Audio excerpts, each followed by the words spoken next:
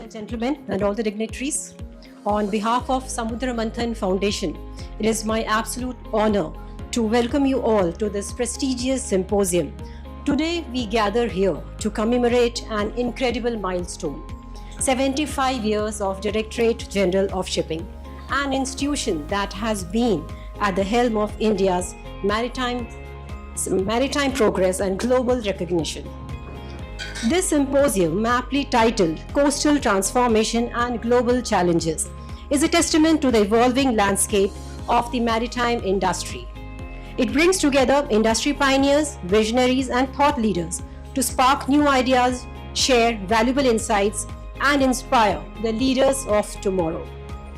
I am privileged to have my organization, Jawaharlal Nehru Port Authority, as a co-partner of this significant event. We aim to address critical issues and shape the future of the maritime and coastal ecosystem, focusing on innovation, sustainability, and transformation. So let's begin this insightful journey on an auspicious note with the lighting of the lamp.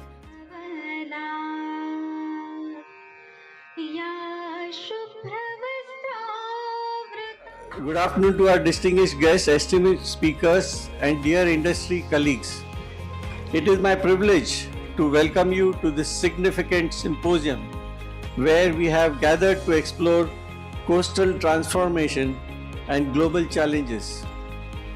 This symposium commemorates 75 glorious years of Directorate General of Shipping under the aegis of the Ministry of Ports, Shipping and Waterways, a remarkable milestone. We are also delighted to have the Jawaharlal Nehru Port Authority as our co-partner, reflecting the collaborative efforts that drive the progress of our maritime industry. This event aligns with the very recently introduced and visionary Sagar Manthan, the Great Ocean Dialogue, and a first of its kind thought leadership initiative by the Ministry of Ports, Shipping and Waterways. Sagar Manthan addresses critical themes such as connectivity, infrastructure development in a dynamic world, fostering partnerships for progress, and addressing important issues of sustainability, technology, and innovation. Additionally, it emphasizes maritime governance and social impact, with a focus on greening the oceans and advancing cutting-edge maritime solutions. We are guided by the visionary leadership of our Honorable Prime Minister Shri Narendra Modi ji as transformative initiatives including Coastal Shipping Bill updates to the Merchant Shipping Act have positioned India as a leading maritime hub. These reforms aim to create a dynamic, sustainable and globally competitive maritime ecosystem. I will keep this brief as we have an engaging agenda ahead with inspiring decisions for distinguished speakers. Once again, I extend a warm welcome to all of you and look forward to the meaningful exchanges that will shape the future of our industry. Thank you. But that's exactly why we had this symposium. To get people to think, like they say, out of the box, to challenge the system, to have the guts to say the unsaid. So the purpose of my doing this today is to get you kick-started to thinking and thinking hard, because we have with great difficulty gathered the best of the best panelists to address today two of the biggest and burning issues. Topics for today, as you know, are navigating a geopolitical storm, India's path to sustainable growth. Now here, in my personal opinion, we tend to be reactive rather than be proactive and be prepared for such eventualities which are inevitable in the ever-changing global scenario. I'm sure my contemporaries here will address this issue and share their valuable insights with all of us. The subject for this panel is a very relevant one at this time in particular, when the whole world is passing through a kind of a turmoil caused by two specific centers of wars, but it affects the whole world in one way or other. Now, Supply chains are naturally resilient, but yes, there's a relative term. It's right. Whatever points Mr. Singh has indicated, we are definitely lacking on those. The separation of business from the governance, and more so Today, in this world, it is known that any global giant sneezes, the whole world catches cold. And this is very true. And every day, something and other is happening, and which we can't say that we don't have any involvement in it, especially in logistics sector. Now, just take the example, you had your lunch and now you must have your coffee also. That simple humble cup of coffee has cooperation with 29 industries and 18 countries. That much dependency we have in international trade. When that interdependency is there, definitely the geopolitical situation going to affect it. Ahirwar sir said about logistics on government agenda. Yes, now Prime Minister speaks not only about supply chain resilience in Quad, but Prime Minister also speaks about multimodal logistics, not just multimodal logistics, but seamless multimodal logistics. And thanks to friends like you that you have taken this message to PMO. So thanks about it. Is the interplay between the geopolitical interests and the way these interests are played out on the global domain. So essentially, the geopolitical interests, most of the Western nations have a model or a way to use their foreign policy through the means of sanctions per se. And we have already heard ISRO, cryogenic technology sanctions played by US. Question is, yes, everyone today talks about India, Indian economy. We have and probably the largest number of unicorns coming up in this country. So the whole nation is aspirational nation, as the Honorable Prime Minister talks about. My question is basically, how is the government trying to facilitate this entire? So you mentioned that, why are you looking at the government? End of the day, it is the government who makes it happen for us. So how is that whole ecosystem that is required for an entrepreneur to flourish? And as somebody mentioned that today, even the middle-size entity is looking for, the global platform. And that's where probably we need some clarification or maybe some, insight into how is that landscape changing. Thank you.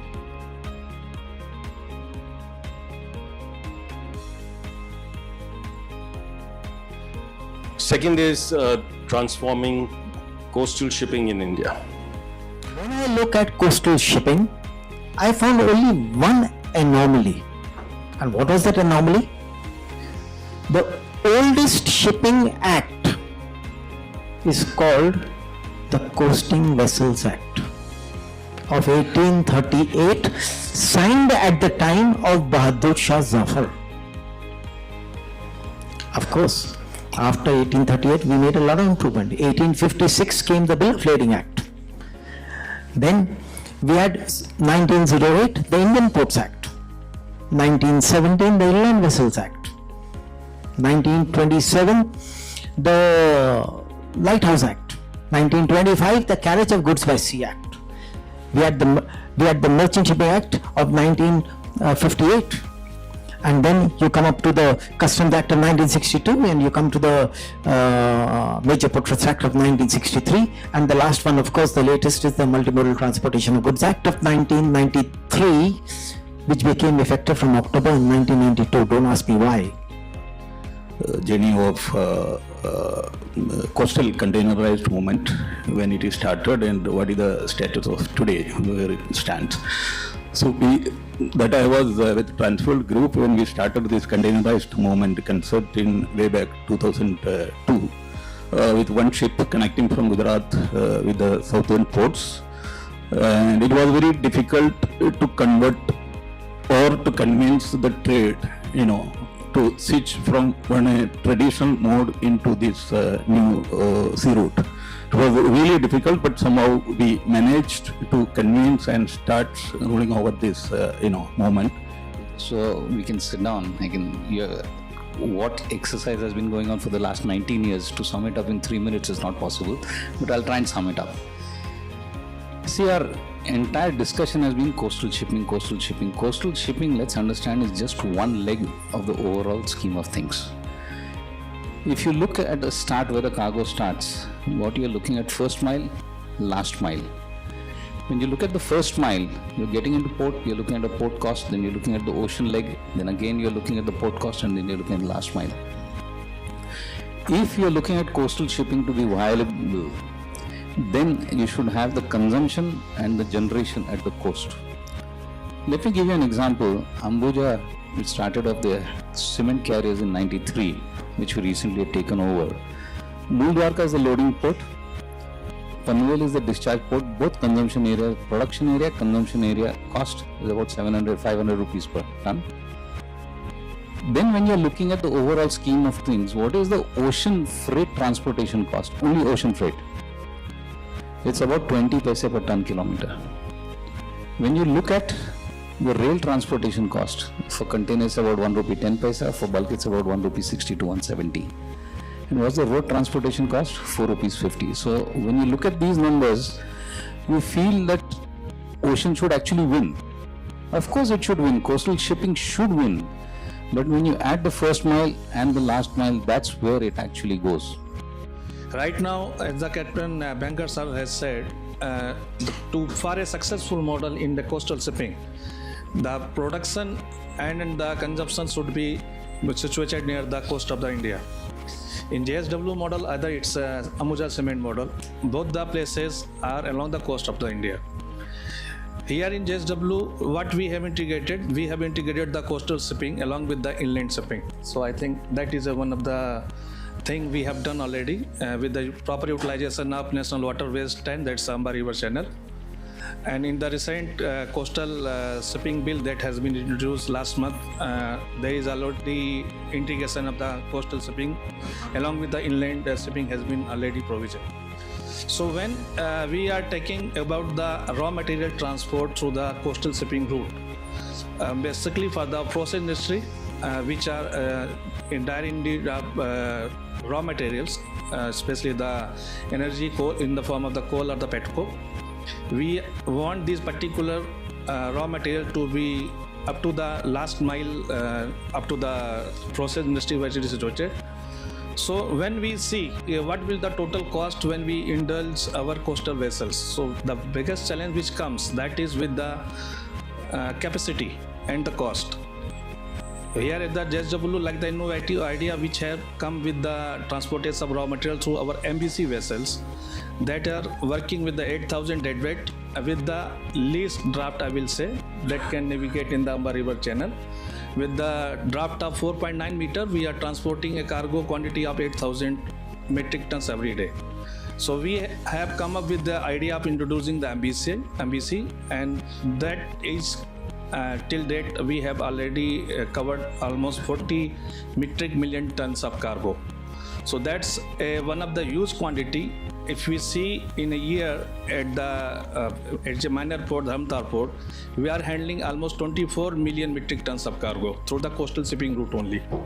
So that's not a small quantity, I will say, and we are going to increase by, as with the plant is also going to increase from 10 MTPA to 15 MTPA. So the whole idea is the best and the cheapest part the coastal shipping is to supply the raw material through these coastal shipping routes. As we are introducing more vessels, like the more we are going in the more part of this coastal shipping only, we also see a lot of challenges. The challenges which comes, and that already I discussed, like the most of the challenges are with the river channel navigation. There is the support from the government that is in fact required from the IWAI. IWAI has already done the survey, but as the traffic will increase, I think the Sanghi Cement is also going to start their operations in that particular river channel only. So as the operations will increase, there will be challenges, and that challenges need to be encountered and the solution need to be provided by the IWI. That is the part of the government only. But what were the proper utilization of this particular channel and the coastal shipping we have done with the least cost so far, we are still managing and we are supplying it. The challenge which is coming, that is like the sir is from the ministry. We are introducing more and more coastal vessels, but the biggest challenge is coming right now. I do agree. If you Google and see, it is Coasting Vessels Act 1838, then it was repealed, and it was through 1958 Merchant Shipping Act, and through an executive order 1 of 2014, the coastal vessels are regulated. And also you have a similar kind of notification for river sea vessels, and you have for IV Act also, through IV Act 1917, then 2021 amended. So these are the archives acts which are available, and government has taken steps to revive this with the industry consultation. Obviously ICSA was involved big time. The latest update is last week Merchant Shipping Act 1958 was approved by the cabinet. Similarly, a coastal vessel bill is also approved by the ministry, the cabinet, and possibly this winter session these both act will be tabled for finalization and then assent by the president. The problem faced by the manpower supply in coastal vessels, specifically the near coastal vessels. But the question is to Captain Captain Daniel. You see, when an officer performs the duties on a foreign-going vessel and a near coastal vessel, duties are almost the same. He does the same navigation, same cargo work, same safety operations. So if the foreign-going officer does not join the near coastal vessel or coastal vessels because he does not get the full time. So if a foreign-going certificate holder is given the full time, sea time for his examinations, then he may like to join the coastal vessels because he may be running short, or he wants to have few months, he wants to spend at sea for his regions. So then he will like to join the coastal vessels and near coastal vessels. I think that can give some solution to the manpower supply in the coastal vessels. Unmesh Sharad Wagh. Okay, so I would like to know if you can suggest what can be done to streamline permissions and reduce compliance burdens for coastal vessel operators, and also if you can share an approach which can foster better coordination between central and state governments to promote coastal shipping. My question is directed to, I am Philip Matthews. My question is directed to Dr. Captain Daniel Joseph G. See, the focus, we want, our government's aim is to have 20% Indian manpower by 2030. Now the focus is mainly on foreign-going officers, whereas with the talks going on, there is huge impetus on coastal shipping. Our manpower in the MCV region as well as the IV region is acute shortage. There is no way that we are giving any advantage, or we are even looking at training of NCV officers in a big way. Just recently, I understand Shipping Corporation has started one batch of NCV officers. Simultaneously, there is a huge demand for Indian NCV people in GCC countries, as well as recently we have had inquiries from even other countries where they are going to unilaterally recognize our certificates. considering this aspect, how do we expect to get manpower to cater to our ships? What actions can be taken? Secondly, I have been involved with the industry wage agreements for some time now.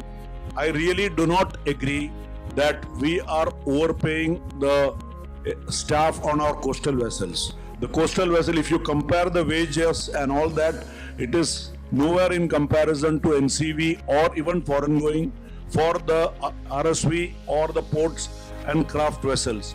In this regard, may I have your comments, please? Thank you.